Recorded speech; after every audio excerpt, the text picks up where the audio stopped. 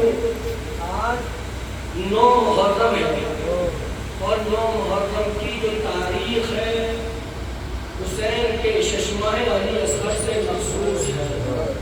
کون ششمہ علی اصغر؟ کہ جب جناب سلطانی گود میں دیا تھا نا مدینے میں، تو علی اصغر کسی کی گود میں نہیں آ رہے تھے۔ آخر میں حسین نے کان میں کچھ کہا تو فوراً حکم اکبر بابا کی آغوش میں آ گئے۔ یہی تو کہا ہوگا نا کہ اے علی اصغر تمہیں بھی کربلا جانا ہوگا، تمہارا نام بھی فہرست شہداء میں ہے۔ ہاں عزیز، آج 9 محرم ہے، جب میرے آقا حسین نے اس کربلا کے میدان میں صدا بلند کی، حل من ناصر ینصرنا حل من مغیث یغیثنا، ہے کوئی جو حسین کی مدد کرے، ہے کوئی جو حسین کی امداد کے لیے آئے۔ بس حسین کی آواز بلند ہوئی تھی کہ خیموں میں کوہرام برپا ہوا۔ میرے آقا حسین خیمے واپس پلٹے ہیں، آ کے پوچھا ہے اے زینب و کلثوم یہ گریے کا سبب کیا ہے؟ ابھی تو آپ کا بھائی حسین زندہ ہے۔ زینب و کلثوم کہتی ہے کہ اے میرے ماں جائیں، ہم اس لیے نہیں رو رہے بلکہ جب سے آپ نے آواز استغاثہ بلند کی ہے علی اصغر نے اپنے آپ کو جھولے سے ہلا دیا۔ عزیزو، میرے آقا امام حسین علی اصغر کو ششماہ کو کہتے لاؤ مجھے میری آغوش میں۔ امام حسین نے علی اصغر کو اپنی آغوش میں لیا اور اپنی عبا کے دامن سے ڈھک لیا اور یہ کہہ کر چلے میرے مولا کہ فوج اشقیاء کو شاید علی اصغر پر رحم آ جائے۔ میرے آقا جس وقت فوج اشقیاء کے سامنے پہنچے ہیں تو فوج اشقیاء یہ سوچ رہی تھی کہ حسین دامن میں قرآن لے کر آ رہے ہیں۔ اب جب دامن کو ہٹایا تو کہا کہ دیکھو اگر تمہاری نگاہوں میں حسین خطاوار ہے تو اس چشمہ 6 مہینے کے بچے کا کیا گناہ ہے؟ اگر 2 بوند اس کو پانی مل جاتا تو اس بچے کو سکون آ جاتا۔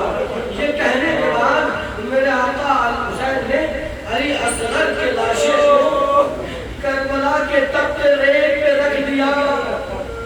ریت کی شدت ہے، اوپر سے دھوپ کی شدت، اور اب جیسے ہی امام حسین نے کہا ہے علی اصغر تم حجت کو تمام کرو، علی اصغر نے اپنے سوکھے ہوئے ہونٹوں پر اپنی زبان کو پھیلانا شروع کیا۔ یہ وہ منظر تھا کہ جس منظر کو دیکھنے کے بعد فوج اشقیاء منہ پھیر کے رونے لگی۔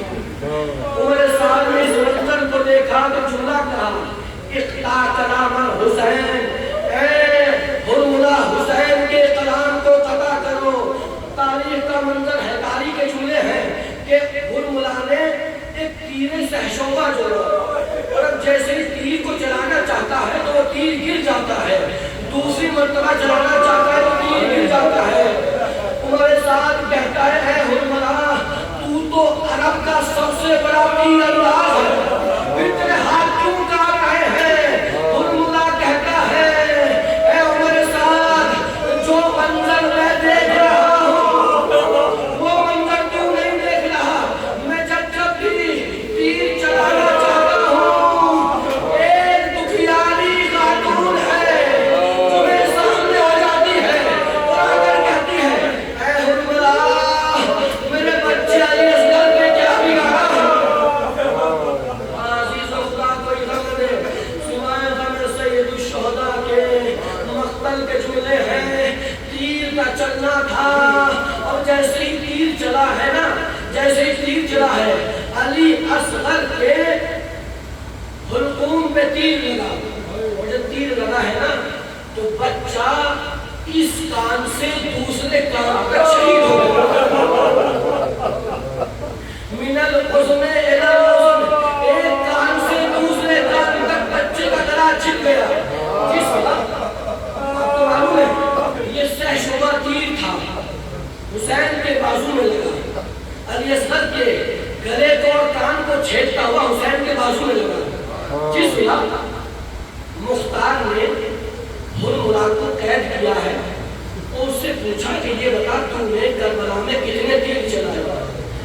تو حرملہ کہتا ہے مختار نہ پوچھ، تو برداشت نہیں کر سکے گا، تو مجھ سے نہ پوچھ، تاکہ نہیں تاریخ لکھی جائے گی، بیان کرنا ہوگا۔ تو حرملہ کہتا ہے میں نے کربلا میں 3 تیر ایسے چلائے ہیں کہ جو سب سے کامیاب تیر تھے۔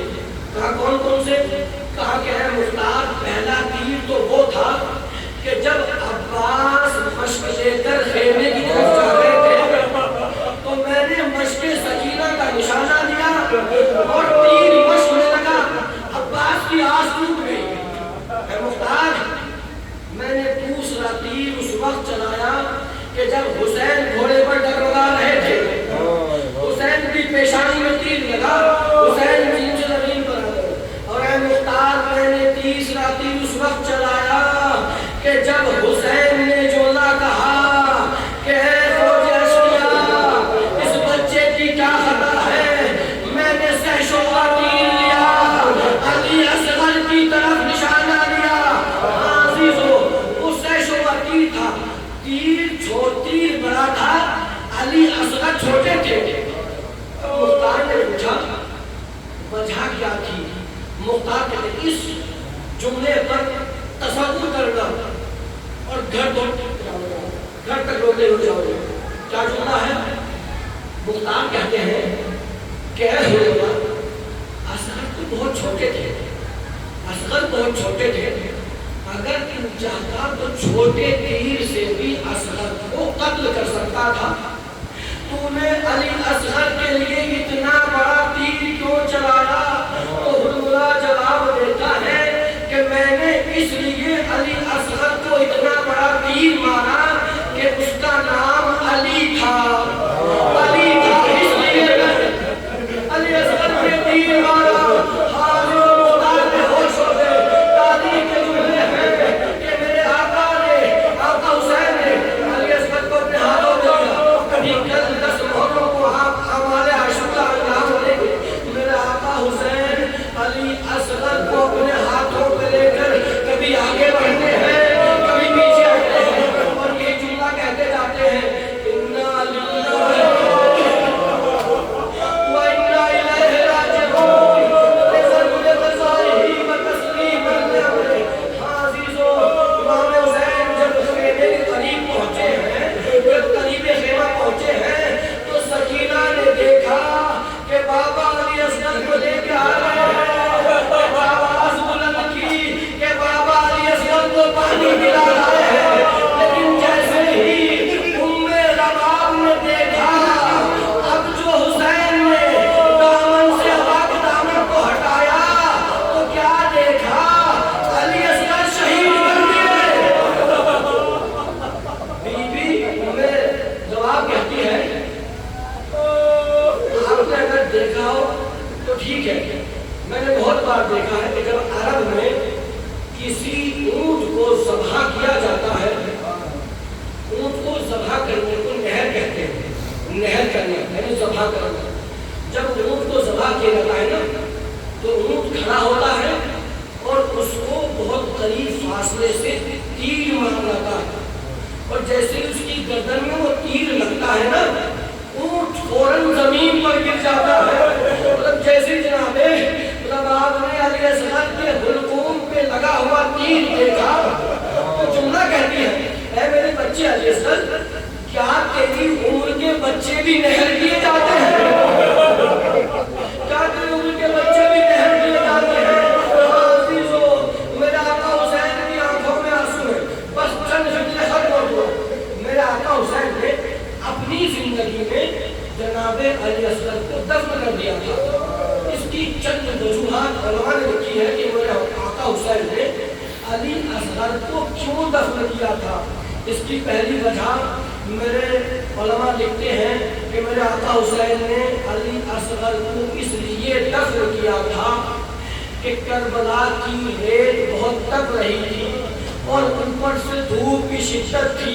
اگر میرے آقا حسین علی اصغر کو کربلا کی ریت پر ڈال دیتے تو دھوپ کی شدت سے علی اصغر کا بدن جل جاتا۔ یہ پہلی وجہ ہے۔ دوسری وجہ لکھی ہے کہ میرے آقا حسین جانتے تھے کہ میری شہادت کے بعد میری اماں فاطمہ ہر شہید کے لاشیں پڑھائیں گی. میرے آقا حسین نہیں چاہتے تھے کہ علی اصغر کو دیکھ کر میری اماں فاطمہ کو محسن یاد آ جائے.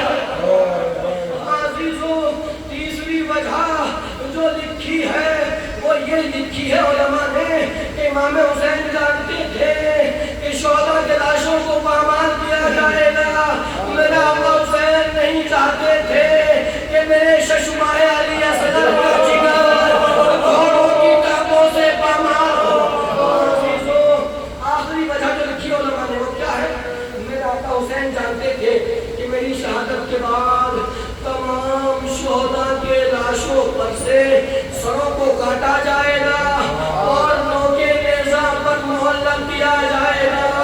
ہاں عزیزو جب 11 محرم آئی ہے حسین نہیں چاہتے تھے کہ علی اصغر کے سر کو نوکے نیزہ پر بلند کیا جائے، لیکن جب 11 محرم آئی ہے زینب نے ایک منظر دیکھا کہ جب ظالموں نے سروں کو شمار کرنا شروع کیا تو ایک آواز آئی کہ ایک چھوٹا بچہ تھا اس کا سر نظر نہیں آتا، اسی